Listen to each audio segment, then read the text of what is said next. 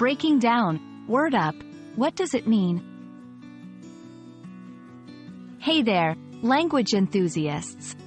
Today, we're diving into a fun and colloquial English phrase that you might have heard in pop culture or music.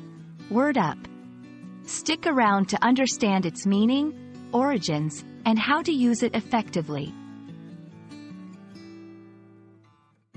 First and foremost, word is a fundamental unit of language that carries meaning, and up is a direction or position that is higher.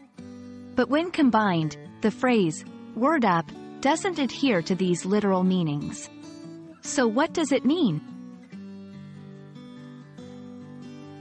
Word up is a slang phrase that originated in African American Vernacular English, AAVE, during the 1970s and 1980s.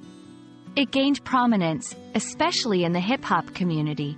The phrase can mean 1. Agreement or affirmation, as in, I agree with what you're saying. 2. Attention or alert.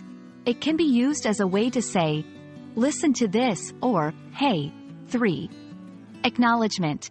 It's a way of acknowledging someone's presence or statement. Examples. That movie was amazing. Word up, word up, did you hear about the concert next week? While word up is more casual and might not be suitable for formal situations, it can be a fun addition to your informal conversational vocabulary. Here are a few tips. 1. Know your audience. Before using it, ensure that your audience understands or appreciates slang. 2. Use with confidence. Like with any slang, confidence is key. If you're unsure, it might come off as forced or inauthentic. 3. Context matters. While it's a versatile phrase, ensure it fits the context of your conversation. The popularity of word up is also owed to its appearance in pop culture, especially music.